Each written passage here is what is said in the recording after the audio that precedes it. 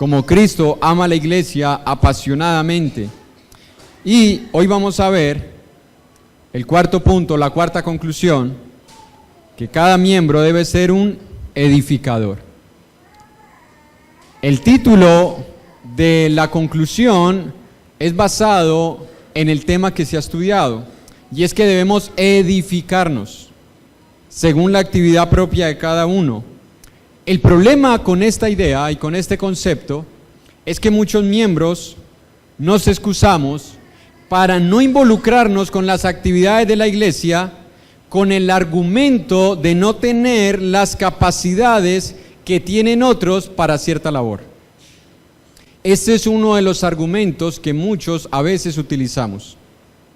Cuando no nos involucramos activamente en la congregación, el argumento es que yo no tengo los talentos o los dones que tiene X o Y hermano o hermana. Por eso yo siento que el Señor no me ha llamado a hacer nada en la iglesia. Ese es el argumento que muchos de nosotros a veces usamos. Bueno, yo no tengo los dones, yo no tengo los talentos, las capacidades que tiene un hermano, que tiene una hermana, por lo tanto, no me siento útil. No considero que yo sea parte útil del desarrollo, de la edificación o de las actividades que involucran la iglesia del Señor.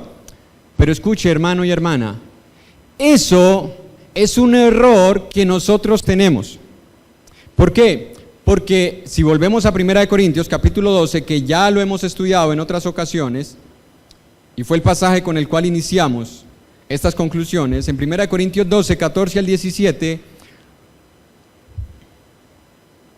para que usted solamente recuerde el concepto que tenía el apóstol Pablo, inspirado por el Espíritu Santo, acerca de la iglesia, dice: además el cuerpo no es un solo miembro, sino muchos. Si dijera el pie, porque yo no soy mano, escuche, yo no soy del cuerpo, porque por eso no será del cuerpo. Y si dijera la oreja, porque no soy ojo, no soy del cuerpo, por eso no será del cuerpo. Y si todo el cuerpo fuese ojo, ¿dónde estaría el oído? Y si todo fuese oído, ¿dónde estaría el olfato? Escuche, hermano y hermana, cuando usted piensa que porque no es un miembro que tiene cierta labor o capacidad o don o talento que está desarrollando una actividad con el propósito de edificar la iglesia, cuando usted siente que porque no tiene las capacidades de ese miembro usted no es útil, usted está contradiciendo lo que dice el Espíritu Santo. Porque el Espíritu Santo dice que ningún miembro se debe sentir inferior a otro. Puede que no desarrollemos la misma actividad, pero no quiere decir que no tengamos ninguna actividad. Así que, hermano y hermana, usted es útil en la iglesia del Señor. No se sienta inútil. No sienta que usted necesita los dones o las capacidades que tiene otro para desarrollar una labor, porque Jesús fue muy claro en sus enseñanzas y en sus parábolas, cuando dijo: a uno dio un talento, a otro dio 2 talentos y a otro dio 5 talentos, y al final todos fueron recompensados. Y ya veíamos el domingo pasado que solamente por darle un vaso de agua a un profeta, ¿qué vamos a recibir? No 2 vasos de agua. Esto no es la multiplicación de las bendiciones. Vamos a recibir la recompensa que recibirá aquel que está haciendo la labor de profeta. Que si usted y yo hacemos algo, por muy insignificante que parezca, para que otro hermano pueda desarrollar una labor dentro de la iglesia, nosotros vamos a recibir la misma recompensa que ese hermano. Así que no podemos sentirnos inútiles por el hecho de no tener los mismos dones o los mismos talentos que tiene otro. No pensemos, hermanos y hermanas, que porque no estamos haciendo lo mismo que hacen otros, entonces no somos importantes. Todo lo contrario. ¿Sabe qué pasa cuando usted y yo dejamos de hacer cosas que necesitamos hacer, que se deben hacer y que están a nuestras manos hacerlas, y que terminan haciéndolas otros? Que estamos recargando a una parte del cuerpo a que haga más de lo que debe hacer. Ejemplo, yo le coloco un ejemplo. ¿Usted le ha tocado caminar en un solo pie? Algunos sí, por un accidente, por un dolor. ¿Y usted no se ha dado cuenta que ese otro pie se cansa el doble? ¿Lo ha experimentado? Pregúntele a los que caminan en muletas o con un bastón, o que tienen un pie inflamado y tienen que inclinar todo su cuerpo para el otro miembro. Se cansa más. Eso es lo que usted y yo hacemos con la iglesia del Señor cuando no ponemos en actividad las capacidades, los talentos o los dones que Dios nos ha dado a cada uno de nosotros. En Hechos capítulo 6, que tenemos una gran historia de cómo la iglesia, cuando comenzó a desarrollarse, surgió lo que muchas veces surge en todas las iglesias, que es que se recargó todo el trabajo solamente en un grupo de hermanos. En Hechos capítulo 6, versículo 2 al versículo 4 dice: entonces los 12 apóstoles, ya había muerto Judas y ya había sido elegido Matías, está nuevamente el grupo de los 12 completo. Entonces los 12 convocaron ¿cuántos habían? ¿Cuántos miembros? Mire, en este pasaje Lucas ya perdió el número. En Hechos 2 hay 3,000, en Hechos 4 hay 5,000, y aquí ya no tiene número para contarlos. Se perdió el censo, se perdió el número para referirse a la cantidad de miembros. Por eso cuando se habla de que una iglesia, cuando es muy grande, lo que necesita es dividirse para que puedan desarrollar una mejor labor, bueno, ¿por qué no lo hizo Jerusalén? Esas son ideas nuestras, porque el Señor no mandó a que la iglesia tenga que dividirse por X o Y labor. Aquí hay una gran multitud de miembros. ¿Y qué hicieron los 12? Y les dijeron: no es justo, escuche la frase, hermano y hermana, porque a veces parece que nosotros no lo entendemos por ese lado. No es justo que nosotros dejemos la palabra de Dios para dedicarnos a un servicio material como repartir los alimentos diarios. No es justo, dice un apóstol, que descuidemos la palabra. Porque si bien se necesita el alimento para el cuerpo, escuche, Jesús lo dijo en la tentación de Mateo 4, cuando Satanás le dice: manda que estas piedras se conviertan en pan. ¿Cuál fue la respuesta de Jesús? No solo de pan vivirá el hombre. Y no podemos hacer de la iglesia un lugar donde solamente llenemos las necesidades físicas y las necesidades espirituales todavía sigan viéndose en la iglesia. No es justo que nosotros descuidemos la palabra por servir las mesas. Buscad pues, hermanos, entre vosotros a 7 varones que les guste servir, que sean ágiles, que sepan de matemáticas para repartir los alimentos. No, eso es en el mundo, donde te piden tu hoja de vida y no les importa tu moral. En la iglesia no. Buscad pues entre vosotros 7 varones de buen testimonio, llenos del Espíritu Santo y de sabiduría, a quienes encarguemos de este trabajo.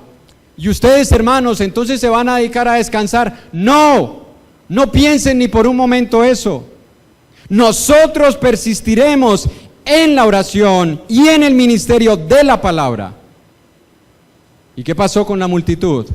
Agradó la propuesta a toda la multitud. Yo quiero creer, me perdonan si a usted le parece que estoy diciendo algo que no es verdad. Yo quiero creer que no todos se agradaron.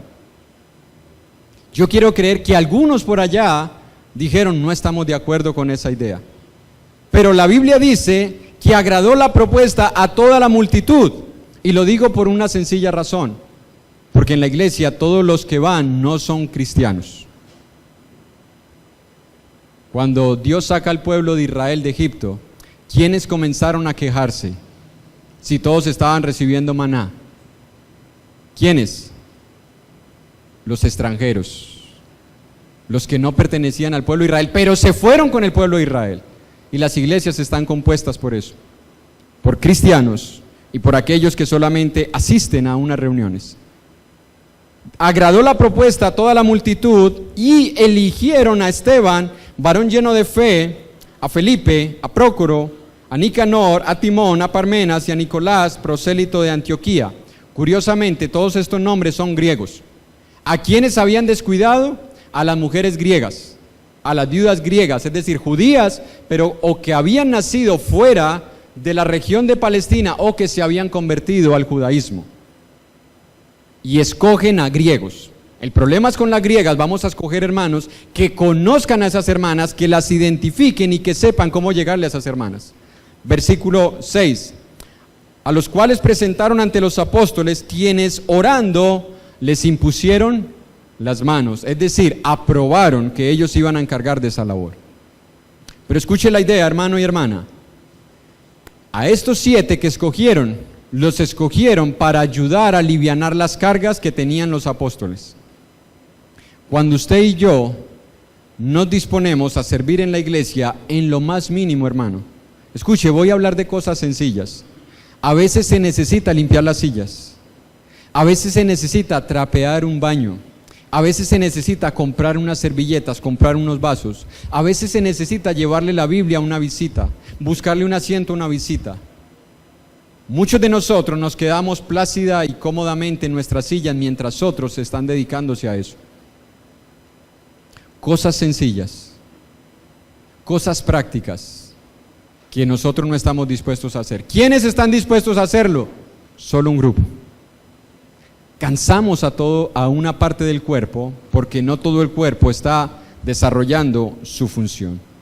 Ahora, eso nos lleva, hermanos, a que un creyente activo, escuche, la bendición y el beneficio de usted ser un miembro activo que coloca sus dones y sus talentos a disposición de la iglesia, no de los hombres, de la iglesia. Los beneficios es que un creyente activo de la iglesia del Señor no se queda atrás. En la Biblia hay una historia que nos relatan las Escrituras de lo que le sucedió a un grupo de personas que comenzaron a relegarse. Es decir, iba el pueblo avanzando, pero un grupo de personas que decidieron quedarse un poquito más atrás, como lo hacemos a veces muchos de nosotros, ¿no?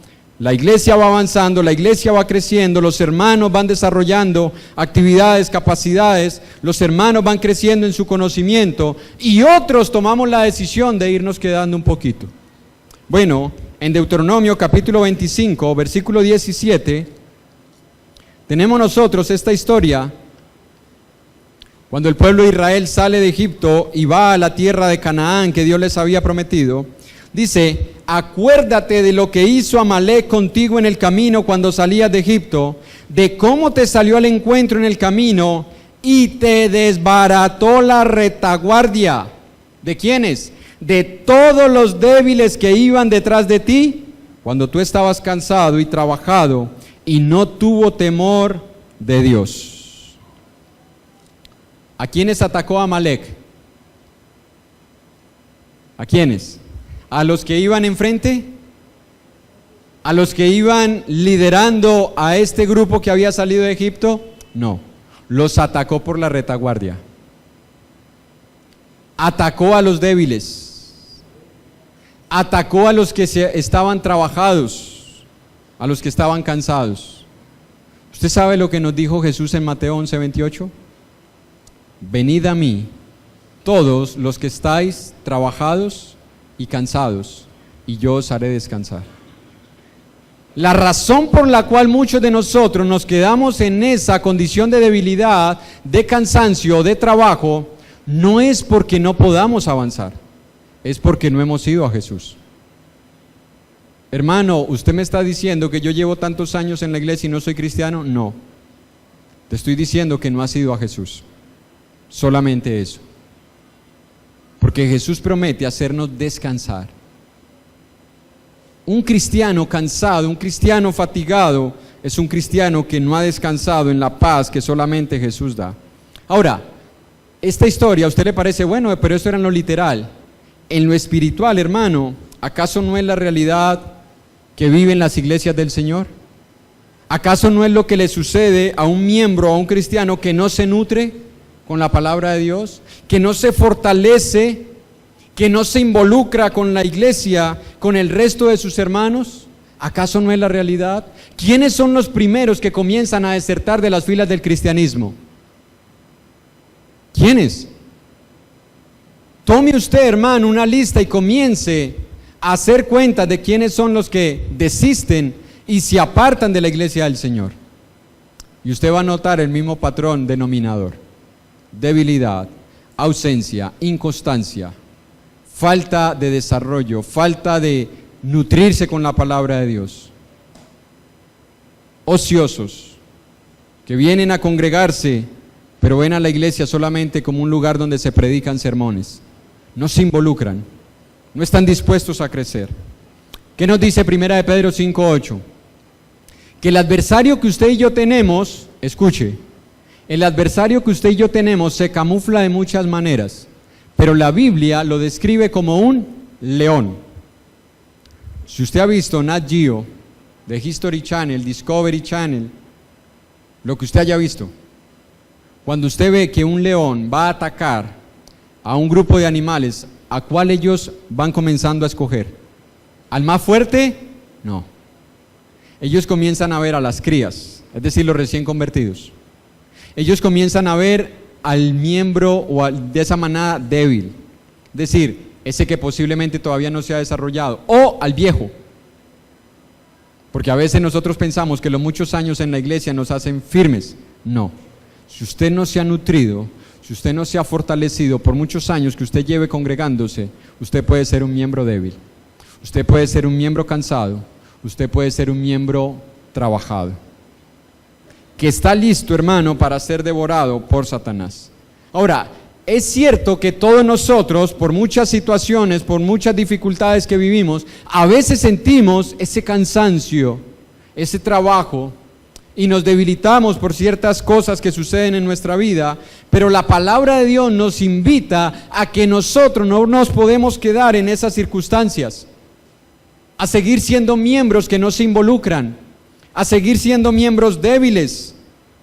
Dios no quiere que ningún miembro sea inútil en la iglesia del Señor. La palabra nos invita a levantarnos. Ahora no es un hombre, es Dios el que nos invita. Levántate, coloca tus manos a disposición de la iglesia. Sé un miembro que se alimenta, que se nutre, que se fortalece, que se involucra con la iglesia. Que no solamente ve la iglesia como un bonito lugar donde se escuchan predicaciones. En Hebreos capítulo 12, versículo 12 y versículo 13, Hebreos,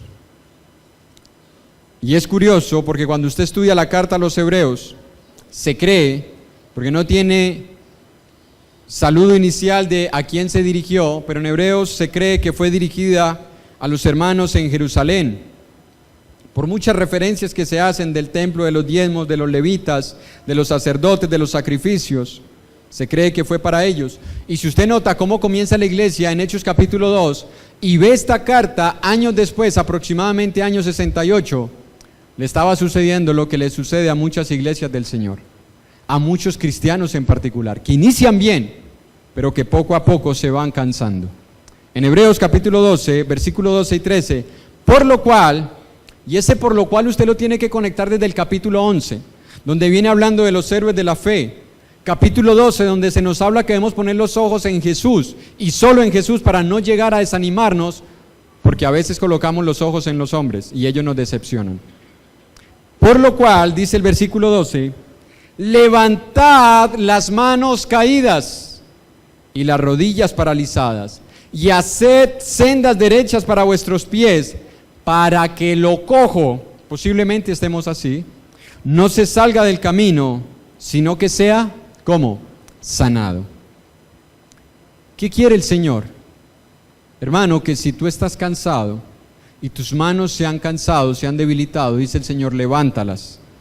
Si nuestras rodillas se han paralizado y solamente se mueven para venir el domingo a congregarnos, el Señor dice, enderézalas. Porque no es solamente la iglesia el domingo. La iglesia es un cuerpo que tiene que estar activo durante toda la semana. Toda la semana. Pero es que yo he sido herido. El Señor dice, yo quiero sanarlo. Yo quiero sanarte. Te han herido por muchas cosas que te han hecho. Estás herido por situaciones que has vivido. Yo quiero sanarte.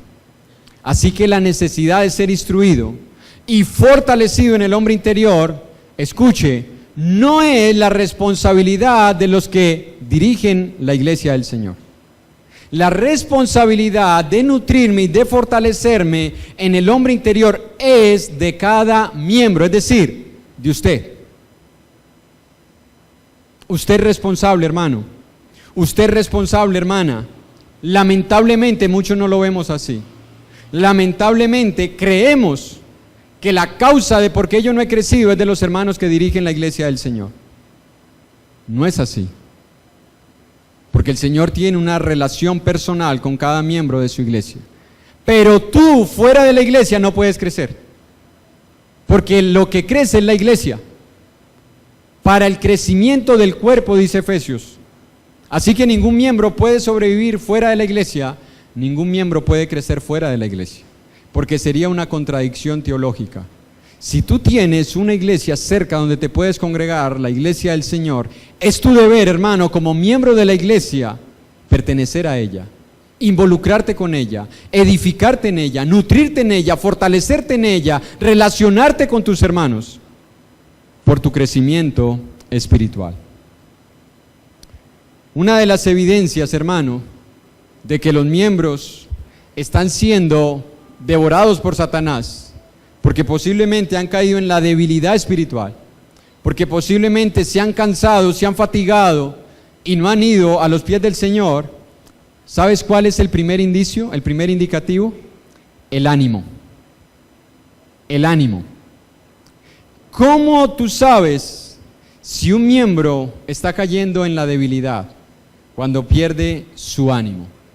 Y Satanás sabe que ese es el primer paso para comenzar a devorar a ese cristiano. Porque si Satanás logra desanimar a un miembro, ese miembro comienza a tener un espíritu crítico. Él no se queda callado. Él no es que se desanima y se aparta, no. Él comienza a tener un espíritu crítico acerca de las actividades de la iglesia, de los miembros de la iglesia, de los líderes de la iglesia. Y con ese espíritu comienza a sembrar semillas de discordia en la iglesia. Y puede que siga participando de las reuniones. Y puede que siga participando de las actividades. Pero el desánimo lo lleva a caer en pecados, que él no los ve como pecados. Él empieza a caer en el pecado de la queja, de la murmuración, del chisme, de la calumnia, de la hipocresía. Porque usted le pregunta, hermano, ¿y cómo está? Bien, hermano. Pero tiene un espíritu crítico y comienza a sembrar semillas de discordia entre los hermanos. Y cuando Satanás ha logrado esto, ¿sabes quién es el más perjudicado? Ese miembro. Porque comienza a autodestruirse. Y una vez que él comienza a autodestruirse, no solamente, hermanos, cae en esos pecados de la queja, la crítica, la murmuración, la malicia, los malos comentarios, el chisme, la calumnia, sino que empieza a caer en prácticas pecaminosas. ¿Y sabes cuál es la excusa de ese hermano cuando se lo llama para hacerle ver su pecado? Es que los líderes de la iglesia no me cuidaron, no me llamaron, no me visitaron, no estuvieron pendientes de mí. No es así. No es así. Pero esa es la justificación de muchos miembros, que tratan de echarle la culpa a otros de su condición. Si un creyente está viendo desánimo en su vida, hermano y hermana, si usted está viendo desánimo en su vida, no busque echarle la culpa a otro de su condición. Busque ayuda. Reconozca su condición. Busque ayuda de sus hermanos. Reconozca que posiblemente lo que le ha llevado a su actitud no es que los hermanos no se han ocupado de usted. Es que usted no se ha nutrido. Es que usted no ha sido capaz de salir de esa condición de ser un niño en el Señor. Es que usted no ha confesado sus debilidades. O usted no ha confesado un pecado y trata de camuflajear su pecado echándole la culpa a otros de su condición. Y eso es muy común en las iglesias del Señor. Tengo un pecado, entonces trato de ocultar mi pecado alejándome de la iglesia y echándole la culpa a mis hermanos. Pero el problema siempre estuvo acá. Siempre estuvo dentro de nosotros. En Santiago capítulo 4, versículo 1, unas hojitas atrás, Santiago capítulo 4, versículo 1, es largo el pasaje, pero espere usted, esté atento, y si no, lo puede escuchar cuando se suba al canal de la iglesia. ¿De dónde vienen las guerras y los pleitos entre vosotros? Escuche la pregunta y escuche la respuesta retórica. ¿No es de vuestras pasiones las cuales combaten en vuestros miembros?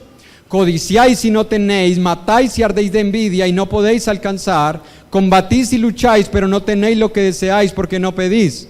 Pedís y no recibís porque pedís mal para gastar en vuestros deleites.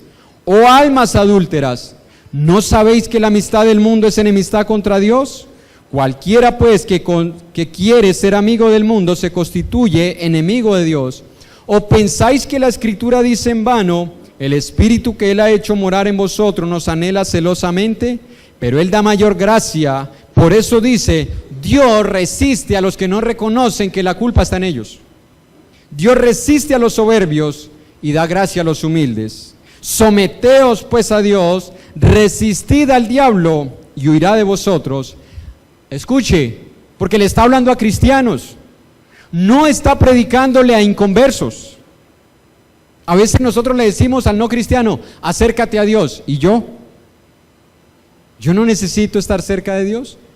Le está escribiendo a hermanos de la iglesia, y a esos hermanos les dice, acercaos a Dios, y Él se acercará a vosotros. Y escuche la otra frase con las que los identifica, el otro adjetivo calificativo, pecadores. Fuerte los hermanos cuando le hablaban a la iglesia. Pecadores, limpiad las manos. Y escuche esto, y ustedes los de doble ánimo, los que un día sí, otro día no, purificad vuestros corazones. No le echen la culpa a nadie. Escuche lo que nos dice, afligíos y lamentad y llorad, vuestra risa se convierta en lloro y vuestro gozo en tristeza. Humillaos delante del Señor. ¿Y Él? ¿Qué va a hacer el Señor? A veces leemos estos pasajes y siempre tenemos la idea de que es para otro, no para mí. Hacemos el quite. Esto es para el hermano que no ha vuelto. Esto es para la hermana que solamente viene los domingos. Posiblemente el Señor me esté hablando a mí hoy. Posiblemente te esté hablando a ti hoy, hermano. No deseches la palabra de Dios. Medita en tu vida. Medita en tu condición y pregúntate si posiblemente el Señor te está diciendo hoy, limpia tus manos, purifica tu corazón, acércate a mí y llora por tu condición. Humíllate y reconoce si tú eres la causa de tu condición y yo te voy a exaltar. Punto número 6 o conclusión número 6. Todo cristiano que pertenece a una iglesia, que ama la iglesia, que ha hecho de la iglesia su prioridad, que es un edificador, que no se queda atrás sino que es activo, ese es un cristiano que se convierte en un misionero. Escuchen, un misionero que lo mandamos a misión imposible, no un misionero que lo mandamos a Israel o a Egipto o a Irak. No es que yo voy a ser misionero cuando vaya allá, ahora no soy misionero, no, porque el Señor nos ha encargado una misión a todos nosotros. En Mateo 28:20, aunque los receptores originales y directos de este pasaje son los 11 apóstoles, todavía no se ha escogido a Matías, los 11,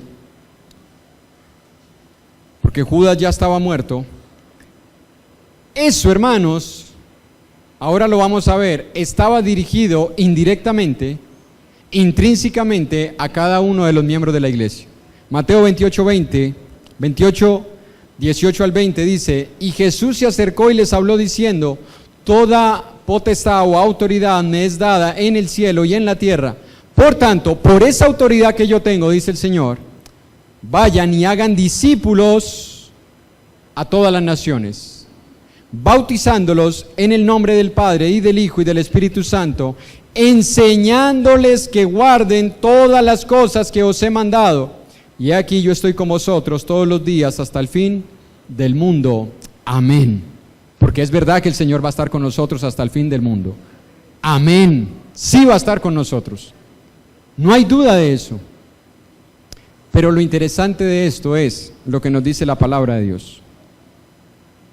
Escuche, un discípulo ahora debe convertirse en un discipulador. El problema es que muchos cristianos no hemos salido del jardín de infantes. Y entonces en nosotros está la pregunta, hermano, ¿bailar es pecado? Hermano, ¿abortar porque una muchacha fue violada es pecado? Hermano, ¿tomar es pecado? ¿Fumar es pecado? ¿Mentir por una razón piadosa es pecado? Hermano, ¿dejar de congregarme un primer día de la semana por irme a un paseo familiar es pecado? Preguntas de niños de jardín. Porque yo creo que hasta los niños que asisten a la escuela dominical lo tienen más claro que muchos de nosotros. No podemos convertirnos en discipuladores cuando todavía nosotros no estamos creciendo. No podemos convertirnos en misioneros si no nos hemos involucrado con el Evangelio. Escúcheme, no con todo lo que dice la Biblia, porque posiblemente llegaremos al cielo y seguiremos descubriendo más de Dios, más de Dios, más de Dios, más de Dios. Pero sin involucrarnos con el Evangelio, porque es eso, hermano y hermana, lo que salva a las almas. Romanos 1:16 dice el apóstol Pablo, porque no me avergüenzo del Evangelio. Y él no se refería a toda la Biblia, porque cuando él escribe Romanos, no está Santiago, no está Hebreos, no está Segunda de Corintios, no está Primera de Corintios, no está Efesios, no está Gálatas, no está Filipenses, no está Filemón, no está Tito, no está Primera y Segunda de Timoteo, no está Judas, no está Apocalipsis, no está Primera y Segunda de Pedro, no están todavía. Es del Evangelio. Pablo dice, no me avergüenzo del Evangelio, porque es poder de Dios para salvación. Escuche, nadie puede salvarse sin escuchar el Evangelio. Nadie. ¿Usted quiere que las almas se salven? Pero nadie puede salvarse si no le predicamos el Evangelio. Entonces a veces somos contradictorios entre lo que queremos y lo que hacemos. Queremos que las personas se salven, pero no predicamos el Evangelio. Porque no nos hemos compenetrado con el Evangelio. Porque ni siquiera muchos de los que nos hemos bautizado entendemos el Evangelio. Y no estoy diciendo que yo lo entienda. Estoy diciendo que no hemos conocido todo lo que Dios quiere que conozcamos del Evangelio. Porque el Evangelio no son simplemente 5 pasos. Oír, creer, confesar, arrepentirse y bautizarse. No, hermanos. No podemos rebajar el Evangelio a eso. Que todo el poder de Dios esté solamente compuesto de esas 5 cosas. No, porque el Evangelio no son 5 pasos. ¿Saben qué es el Evangelio? Es Cristo. El Evangelio es Cristo. Pablo dice, porque yo no les he predicado otro evangelio diferente. Y luego dice, porque yo no les he predicado a otro Cristo diferente. Y pasaremos la eternidad siguiendo, o más bien, pasaremos la eternidad y seguiremos conociendo a Cristo. Pero necesitamos conocer por lo menos lo básico del evangelio. ¿Qué es? ¿Qué es el evangelio? ¿Y qué necesitan las personas escuchar acerca del evangelio? Escuche, en ocasiones tendremos la bendición de predicar el Evangelio a un grupo de personas que se reúnen con el propósito de escuchar el Evangelio. ¿Cuándo sucede eso? Cuando usted organiza una reunión en su hogar, invita a personas, invita a un hermano o usted mismo decide predicar el Evangelio a su familia, a sus vecinos, sus compañeros de trabajo, y será una gran bendición tener esa reunión, de tener un grupo de personas solamente reunidas para escuchar el Evangelio. En otras ocasiones tendremos a un grupo de personas reunidas con otra razón diferente, pero Dios nos permitirá predicar el Evangelio. Y eso se ha visto mucho ¿cuándo? En las clínicas o también en los funerales. Las personas están reunidas no para escuchar el Evangelio, para acompañar a la familia del difunto. Yo no creo que al difunto, porque el difunto ya no necesita compañía. Pero se aprovecha esa oportunidad y se predica el Evangelio por la providencia divina que Él permite que lo hagamos. Otras veces las personas nos buscarán para oír del Evangelio. Yo fui uno de esos. Yo escuchaba por allá a un hermano que colocaba cassettes de estudio de un hermano de la Iglesia de Cristo. Estoy hablando del año 1997-98. Y yo escuchaba esas predicaciones y él hablaba de tantas cosas que tomé la decisión de decirle a ese hermano: hermano, yo quiero saber más acerca de lo que ese hermano está hablando.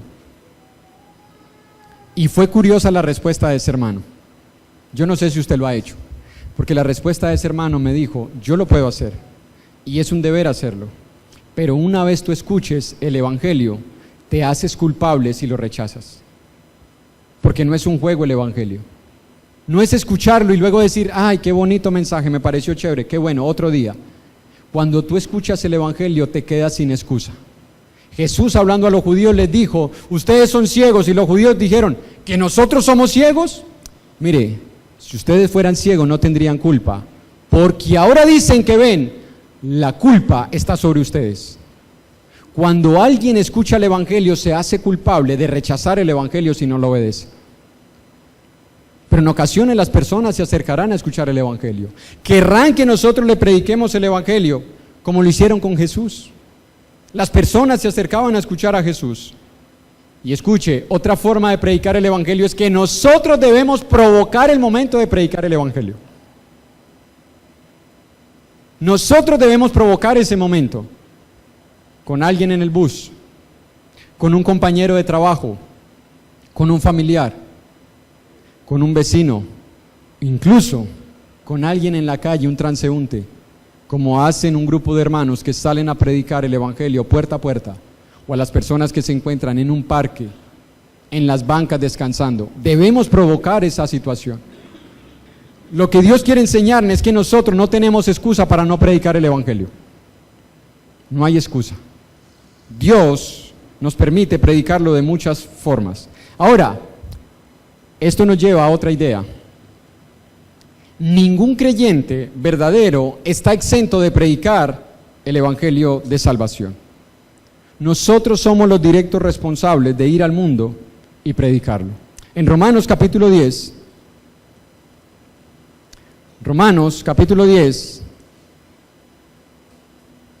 pasaje muy conocido por nosotros y que a veces usamos, pero solamente usamos unos versículos.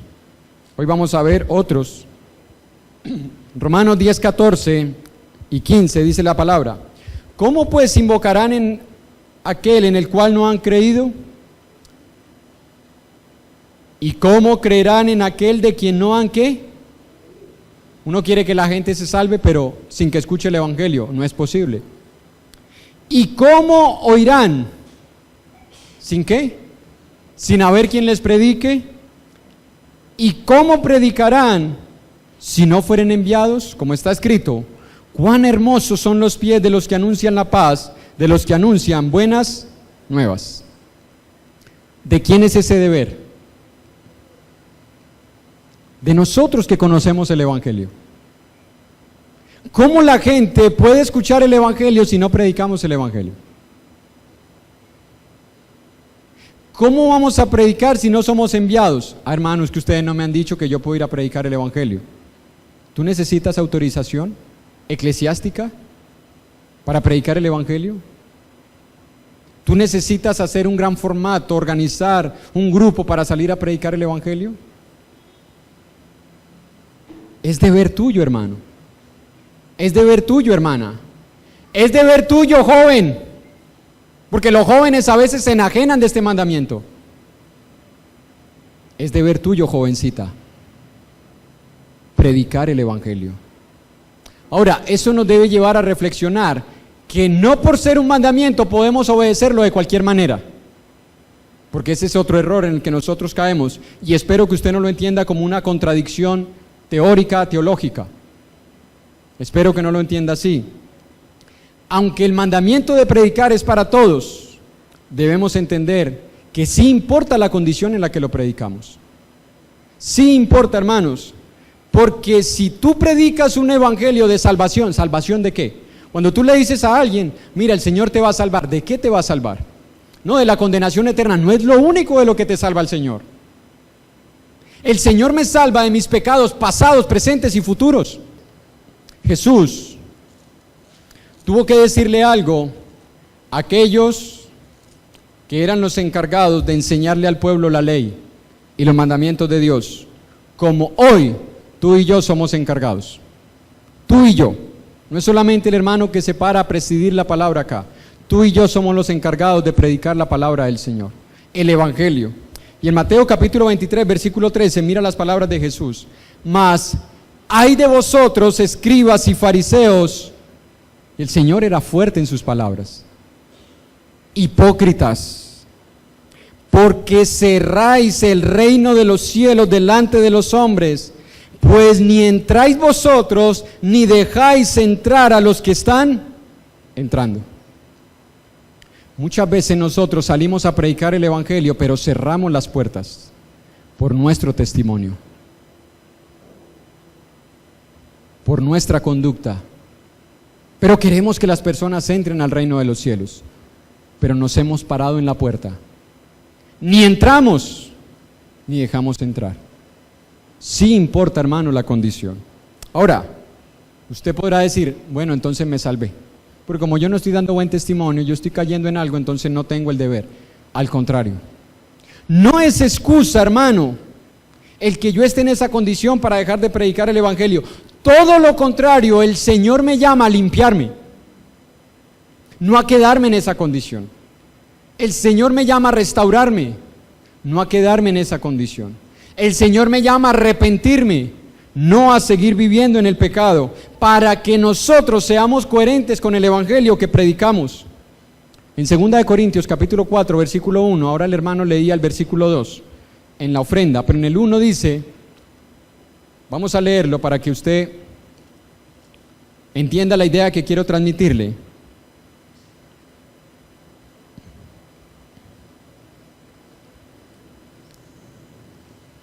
Segunda de Corintios capítulo 4, versículo 1. Perdón, el hermano leyó el capítulo 1, Primera de Corintios 4, 2. Es Segunda de Corintios 4, 1. Dice, por lo cual, teniendo nosotros este ministerio según la misericordia que hemos recibido, no desmayamos. Antes bien, renunciamos. ¿Qué hizo Pablo? Renunciar, hermano, renuncia. Renunciemos a lo oculto y vergonzoso, no andando con astucia, ni adulterando la palabra de Dios, sino por la manifestación de la verdad, recomendándonos a toda conciencia humana delante de Dios. Escuche, él está hablando de un ministerio. Predicar el Evangelio es un ministerio, encargado a cada uno de los miembros. Y Pablo no dice, entonces hazlo de cualquier manera. No. El que entiende la responsabilidad que tiene de predicar el Evangelio, renuncia a lo oculto, renuncia a lo vergonzoso, para poderse recomendar a toda conciencia humana.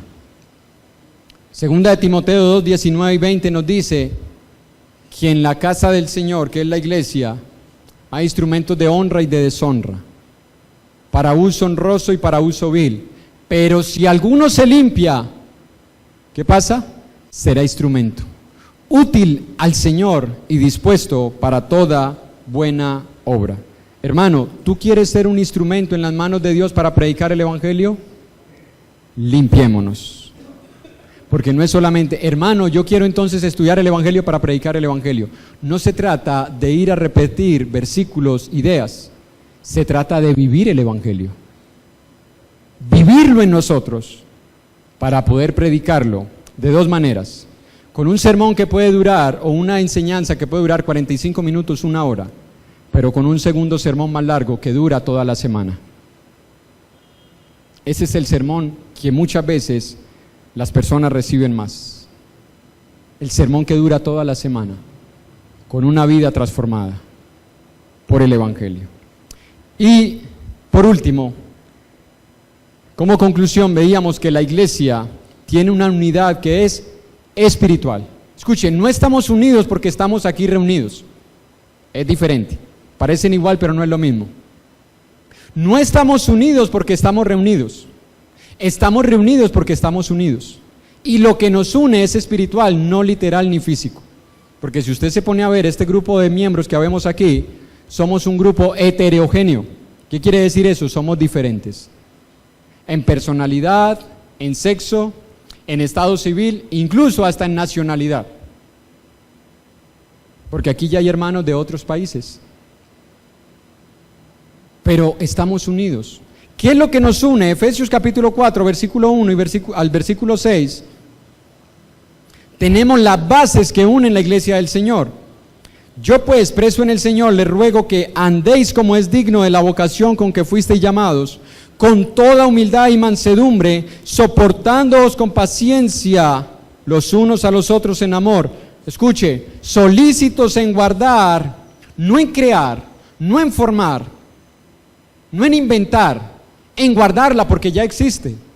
La unidad del Espíritu en el vínculo de la paz, un cuerpo y un espíritu, como fuisteis también llamados en una misma esperanza de vuestra vocación. Un Señor, una fe, un bautismo, un Dios y Padre de todos, el cual es sobre todos y por todos y en todos. Esas son las bases de nuestra unidad como iglesia del Señor. Todas espirituales. La iglesia en Éfeso se iba a dividir porque no se soportaban los unos con los otros. Los judíos no soportaban a los griegos no soportaban a los judíos. ¿Eran cristianos? Sí, pero no se habían despojado del viejo hombre y seguían viéndose como dos naciones diferentes. Y Pablo no apela a decirles, hermanos, pero ¿cómo se van a dividir? Mire que les va a tocar pagar 2 locales, 2 arrendos, se van a perder las relaciones, no se van a dejar de ver, nada de eso. Pablo apela a la unidad de la iglesia en esta base. Hermanos, ustedes deben guardar la unidad del Espíritu. Cuando usted y yo buscamos la división de la iglesia, estamos atentando no contra la iglesia, estamos atentando contra la unidad del Espíritu. Así que cuidémonos de no ser agentes de división en la iglesia. Cuidémonos. Por tu alma y por mi alma debemos procurar la unidad del Espíritu. Ahora, voy a contar una historia. Niños, presten atención. Dije niños y todos prestaron atención. Se consideran niños todavía. Qué bueno. Lo que se envejece es la cédula. Se cuenta una historia de que en una ocasión estaba reunida la iglesia, pero vamos a utilizar la metáfora del cuerpo, que es metáfora bíblica, ¿no? No es metáfora mía, es metáfora bíblica según 1 Corintios 12 y Efesios capítulo 4. Dice que estaba la iglesia reunida como un cuerpo y al terminar el culto de adoración, los miembros comenzaron a saludarse. Así que la familia Mano decidió comenzar a salir del local de reuniones sin despedirse de ninguno de sus hermanos, pues se sentían un poco tristes. El señor Nariz olió que algo andaba mal con la familia Mano, así que salió al encuentro para saludarlos y preguntarles qué les pasaba. Al sentir que algo les sucedía, les dijo, ¿cuál es la razón de su estado de ánimo? La señora Mano le respondió, la verdad, hemos estado aquí por algún tiempo y no hemos encontrado lo que buscábamos, nos sentimos un poco inútiles. El señor Mano interrumpió a la señora Mano y dijo con otra voz, nosotros apreciamos mucho al pastor Boca y a su familia. Sabemos que él se esfuerza para predicarnos la palabra y lo hace bien, pero sentimos que algo nos hace falta. También vemos cómo el señor Oído y la señora Garganta y el señor Garganta se esfuerzan por dirigir la alabanza y es de admirar, pero sentimos que algo nos hace falta. La señora Mano volvió a replicar, la verdad es que esta iglesia no vemos que ponga muchas manos a la obra. El señor Mano volvió a interrumpir a su esposa y argumentó, quisimos unirnos al ministerio de los pies, pero no encajamos. Ellos solo hablaban de calcetines, de zapatos, de malos olores y de corta uñas. Y nuestros 3 hijos jóvenes no se sintieron muy bien, ya que los pies no es que cuiden mucho su apariencia física. Así que quisimos unirnos al grupo del señor Ojo, porque sentimos que no estaba viendo todas las deficiencias que hay en la iglesia, pero nos dimos cuenta que no tenemos el mismo punto de vista, así que hemos decidido buscar otra iglesia. También nos dimos cuenta que cerca de nuestra casa hay una iglesia en donde necesitan manos a la obra. Ellos aplauden, baten las manos, las levantan Y eso es precisamente lo que nosotros buscamos. También tienen un grupo de jóvenes muy activos en las manualidades, y eso es bueno para nuestros hijos. Así que nos vamos a comenzar a reunir en esa iglesia. Le pido me despida del resto del cuerpo. El señor Nariz, que había tratado de convencerlos para que no se fueran, se dio cuenta que no podía lograrlo. Así que se despidió de ellos, no sin antes decirles que le iban a hacer un gran daño al cuerpo y que les iban a hacer mucha falta, y recordarles que ellos eran importantes y que si ellos se iban a hacer mucha falta. Pero la familia Mano ya había tomado una decisión y no escucharon ningún consejo. Así que despidiéndose del señor Nariz y su familia, se fueron. ¿No le parece a la realidad que vivimos nosotros como iglesia muchas veces? Esta historia, hermanos, es una clara ilustración de lo que a veces sucede en la iglesia del Señor. Nosotros pensamos que al irnos no pasa nada, que al dejar de funcionar donde Dios quiere que funcionemos no pasa nada. Olvidamos que el Señor nos añadió a su iglesia y ahora tú y yo somos parte integral de esa iglesia. Y no debemos buscar dónde sentirnos bien, no debemos buscar un lugar donde nos complazcan, debemos buscar servir a los demás, debemos buscar complacer a los demás, pero eso no lo podemos lograr fuera de la iglesia. Fuera de la iglesia nada de eso se puede lograr. Debemos estar dispuestos a funcionar donde el Señor nos ponga, involucrándonos activamente en la iglesia del Señor. Así que si usted es un miembro de la iglesia, hermano y hermana, y usted es de esos miembros que no quiere tener ningún compromiso, ninguna actividad, usted le está enviando un mensaje confuso al mundo. Porque el mundo dice, bueno, ¿eres o no eres cristiano? Tú eres cristiano, pero lo único que haces es ir un domingo. Y eso a veces, porque otras veces te encuentro en el paseo, en tu casa descansando, en la ciclovía o en tu trabajo. ¿Eres o no eres cristiano? ¿Eres parte de ese cuerpo o no eres parte de ese cuerpo? Y a la iglesia le estamos mandando el mismo metamensaje, porque la iglesia no sabe si eres miembro o no eres miembro, si eres una visita constante, regular, o si eres parte integral de la iglesia. Cuando un miembro se ausenta sin siquiera pensar en informar de su ausencia, hermano, simplemente porque no tiene la perspectiva de que él debe estar involucrado con la iglesia. Si usted se puede ausentar por cualquier razón, sin ningún motivo, yo le hago una pregunta, ¿los hermanos que dirigimos no lo podemos hacer? Tenemos el mismo derecho que usted de ausentarnos. Nosotros no somos más miembros del cuerpo que ustedes. Y si usted se puede ausentar, yo también me podría ausentar. Yo también podría dejar de congregarme. ¿O es que nosotros tenemos más responsabilidad de congregarnos que ustedes? La responsabilidad número 1 del miembro es congregarse. La responsabilidad número 1 de los siervos es servir a las ovejas que se congregan. No se puede servir si nadie se congrega. Y nadie puede ser servido si no hay hermanos dispuestos a servirles. Es un compromiso mutuo, hermano. Y eso ya se ha estudiado bastante con la iglesia del Señor. Así que la necesidad que tenemos de congregarnos es de todos.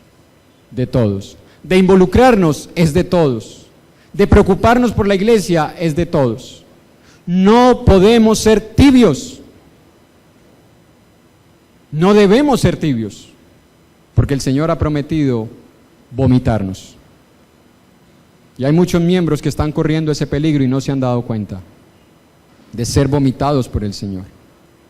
No podemos aportar nada al cuerpo si no estamos injertados, involucrados, unidos, compenetrados con el cuerpo, físicamente y espiritualmente. Físicamente y espiritualmente. Ahora, nada de esto, hermanos, se puede hacer si nosotros no entendemos lo que significa la unidad del Espíritu. La unidad del Espíritu, como lo veíamos en Efesios, tiene que ver, hermanos, con la humildad, la mansedumbre, el soportarnos, la paciencia y el amor. Esos son evidencias de que nosotros estamos unidos en el Espíritu. No es la doctrina. Hermano, ¿usted está claro en que la mujer no predica? Sí. ¿Usted está claro en que la mujer no puede usar tal y tal cosa? Sí. ¿Usted está claro que no hay profecía? Sí. Ya estamos unidos. ¿Y cómo está el corazón? ¿Cómo está? Porque podemos estar físicamente, pero emocionalmente estamos divididos. Porque no hay amor, no hay humildad, no hay mansedumbre, no hay paciencia, no nos soportamos. Por eso es que el capítulo 4, capítulo 5 y capítulo 6 nos dice cómo se vive en el Espíritu. Si usted lee Efesios capítulo 4, capítulo 5 y capítulo 6, usted se da cuenta lo que es estar lleno del Espíritu y lo que es guardar la unidad del Espíritu. La iglesia, hermano y hermana, es un organismo que necesita de usted y de mí. Ninguno de nosotros se puede sentir inherente a la responsabilidad de pertenecer al cuerpo. En Nehemías, para terminar, capítulo 8, versículo 1 al 3. Antes de esto, vamos a leer 1 de Pedro 3:8, para no dejar ese versículo suelto. 1 de Pedro, capítulo 3, versículo 8 al versículo 13. Finalmente, después de todo lo que les ha dicho, sed todos de un mismo sentir. Posiblemente ya estemos sintiendo lo mismo, cansancio. No, pero habla de otra cosa. Sed todos de un mismo sentir. ¿Cuál es ese mismo sentir? Compasivos, amándonos fraternalmente, misericordiosos, amigables, no devolviendo mal por mal, ni maldición por maldición, sino por el contrario, bendiciendo, sabiendo que fuisteis llamados para que heredaseis bendición. Porque el que quiere amar la vida y ver días buenos, ¿usted lo quiere, hermano y hermana? Poquitos, pero bueno, los que quieren, refrene su lengua de mal y su labio no hable en engaño. Apártese del mal y haga el bien, busque la paz y sígala, porque los ojos del Señor están sobre los justos y sus oídos atentos a sus oraciones, pero el rostro del Señor está contra aquellos que hacen el mal. ¿Y quién es aquel que os podrá hacer daño si vosotros seguís el bien? Hermano, sentir lo mismo está aquí, compasivos, teniendo amor fraternal, siendo misericordiosos, siendo amigos, no devolviendo mal por mal. Y eso sí que está de moda, ¿no? Y a veces le inculcamos a los hijos, no se deje mi hijo en el colegio, no se deje, devuélvale. Dios dice, no devolviendo mal por mal, sino por el contrario, bendiciendo, haciendo todo lo contrario, refrenando su lengua, apartándose del mal, buscando la paz y siguiéndola. Si usted y yo tenemos todo eso en el corazón, pregúntese, ¿quién nos podrá hacer daño? ¿Quién? ¿Satanás? No. Porque ahí dice, ¿quién nos podrá hacer daño? Y eso incluye a Satanás. La razón por la cual nosotros terminamos en divisiones, no solamente físicas, sino emocionales, es porque esto no se está desarrollando en nosotros. La razón por la cual no nos involucramos en la iglesia es porque esto no se está desarrollando en nosotros. La razón por la cual no salimos a predicar el evangelio es porque esto no se está desarrollando en nosotros. No hay compasión por las almas, no hay amor, no hay misericordia. Que se salven, de cualquier manera se salvan. No, nadie se salvará si no le predicamos el evangelio. Nadie. Porque el evangelio es poder de Dios para salvación. Les dije que íbamos a leer dos pasajes antes de terminar, que yo creo que los debía haber leído al principio, pero ya tenía un bosquejo y un orden, estos los añadí del domingo a hoy, así que me perdonan, porque no están ni siquiera escritos allá. En Nehemías capítulo 8, versículo 1 al 13, largo, pero espero que usted lo escuche. Si no lo encuentra, escúchelo. Y se juntó todo el pueblo como un solo hombre en la plaza que está delante de la puerta de las aguas, y dijeron a Esdras, el escriba, que trajese el libro de la ley de Moisés, la cual Jehová había dado a Israel. Y el sacerdote Esdras trajo la ley delante de la congregación, así de hombres como de mujeres, y de todos los que podían entender el primer día del mes séptimo. Y leyó en el libro delante de la plaza que está delante de la puerta de las aguas, desde el alba hasta el mediodía, nos faltan 40 minutos, en presencia de hombres y mujeres, y todos los que podían entender, y los oídos, ¿de quiénes? de todo el pueblo estaban atentos al libro de la ley, y el escriba Esdras estaba sobre un púlpito de madera que había hecho para ello, y junto a él estaban Matatías, Semá, Anías, Urías, Hilcías y Maasías, y a su mano derecha y a su mano izquierda Pedaías, Misael, Malquías, Asún, Asbadán, Zacarías y Mesulán. Abrió pues Esdras el libro a ojos de todo el pueblo, porque estaba más alto que todo el pueblo, y cuando lo abrió, todo el pueblo estuvo atento. Bendijo entonces Esdras a Jehová, Dios grande, y todo el pueblo respondió: amén, amén, alzando sus manos, y se humillaron y adoraron a Jehová inclinados a tierra.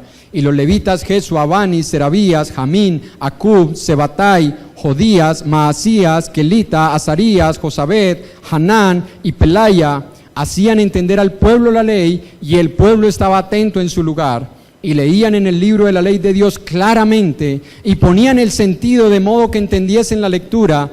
Y Nehemías el gobernador y el sacerdote Esdras, escriba, y los levitas que hacían entender al pueblo, dijeron a todo el pueblo: día santo es a Jehová nuestro Dios, no os entristezcáis ni lloréis, porque todo el pueblo lloraba oyendo las palabras de la ley. No veo a ninguno. Luego les dijo: id, comed grosuras y bebed vino dulce, y enviad porciones a los que no tienen nada preparado, porque día santo es a nuestro Señor. No os entristezcáis, porque el gozo de Jehová es vuestra fortaleza. Y los levitas pues hacían callar a todo el pueblo, diciendo: callad, porque es día santo, y no os entristezcáis. Y todo el pueblo se fue a comer y a beber y a obsequiar porciones y a gozar de grande alegría, porque habían entendido las palabras que les habían enseñado. Al día siguiente se reunieron las cabezas de las familias de todo el pueblo, sacerdotes y levitas, a Esdras el escriba, para entender las palabras de la ley. Y usted puede seguirlo leyendo en casa. A mí se me acabó la saliva. Pero si usted nota, hermanos, ¿cómo estaba el pueblo cuando se abría el libro de la ley? Igual que como estuvimos usted y yo todo el sermón, ¿sí o no? Atentos. ¿Qué llegaron a sentir cuando Dios les estaba diciendo en lo que estaban haciendo mal? ¿Qué sintieron? Indiferencia, porque a veces la sentimos. Bueno, sí, yo sé que no estoy haciendo, pero aquí no se puede. ¿Eso sentimos? El pueblo lloraba, hermanos, porque sabían que Dios les estaba hablando a ellos. El pueblo lloraban porque identificaban que ellos no estaban sirviendo a Dios como lo deberían de hacer. Es lo mismo que usted y yo deberíamos de sentir, hermanos. Tristeza, pero la tristeza que es según Dios. La tristeza que produce arrepentimiento. La tristeza que nos debe llevar a un cambio de mentalidad de cómo vemos la iglesia. La tristeza que nos debe llevar a involucrarnos con la iglesia. La tristeza que nos debe llevar a sentir compasión por las almas que se están perdiendo, porque usted y yo no les predicamos el evangelio. Esa es la tristeza que usted y yo deberíamos de sentir. Si toda la iglesia sintiera eso, hermanos, las almas serán alcanzadas, las vidas de los miembros serán transformadas, la iglesia será organizada, la gloria de Dios será manifestada, porque Dios honra a los que lo honran. Dios honra a los que le honran. Nosotros no somos una organización que busca el beneficio de los afiliados solamente, como las cooperativas.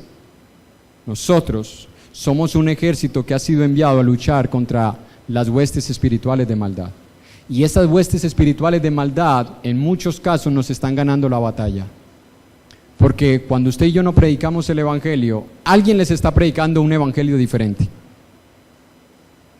Ayer nomás me encontré varios folleticos por mi cuadra de mensajes acerca del evangelio, de cómo ser salvo en 3 pasos. Oye, cree y confiesa a Jesús como tu único y suficiente Salvador. Pero no es todo el evangelio. No es todo el evangelio. Y mientras usted y yo dejamos de predicarlo, otros lo están haciendo.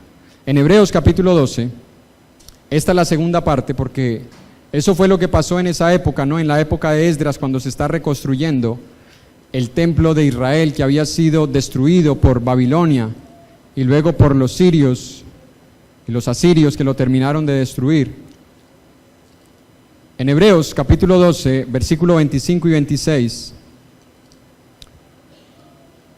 dice la palabra: mirad que no desechéis al que habla, porque si no escaparon aquellos que desecharon al que los amonestaba en la tierra, mucho menos nosotros si desecharemos al que amonesta desde los cielos, la voz del cual conmovió entonces la tierra, pero ha prometido diciendo, aún una vez, y conmoveré no solamente la tierra, sino también el cielo.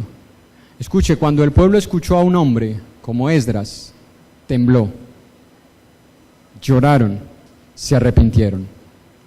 Ahora en Hebreo nos dice, si ellos sintieron eso, aun cuando Moisés les hablaba de parte de Dios en el monte Sinaí, dice, ¿qué creen que va a suceder al cristiano que desecha la voz del Hijo de Dios? No la voz mía, hermano, es la voz de Dios. Si usted cree que Dios le ha dicho hoy que usted debe manifestar que es parte de la iglesia, no con sus palabras, sino con su comportamiento, involucrándose, predicando el evangelio y preocupándose por la iglesia.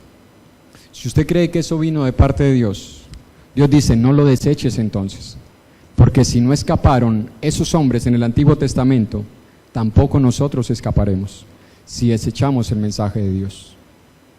Aquí hay personas que nos visitan y escúcheme, amigo y amiga que nos visita, el Señor un día va a venir por su iglesia. Y yo no le estoy diciendo que va a venir solamente por este grupo, le estoy diciendo que va a venir por su iglesia. Él no va a venir por miembros que se creen agentes libres, Jason Bourne, el caballero de la noche Batman, no.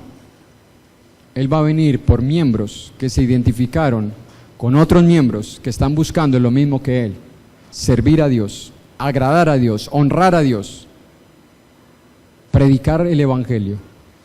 Así que si usted desea ser miembro de esa iglesia por la cual el Señor vendrá, usted ha escuchado el evangelio, usted debe reconocer que es pecador, porque si usted no reconoce que es pecador, de nada le sirve Cristo, porque Cristo vino a salvar lo que se había perdido. Si usted siente que usted va a ser salvo porque usted se porta bien o porque asiste a un local de reuniones, de nada le beneficia a Cristo. La muerte de Cristo en nada le favorece a usted. Cristo murió para rescatarnos. Así que usted debe reconocer que es pecador. Usted debe arrepentirse de sus pecados. Usted debe confesar que Cristo es el único que puede salvarlo.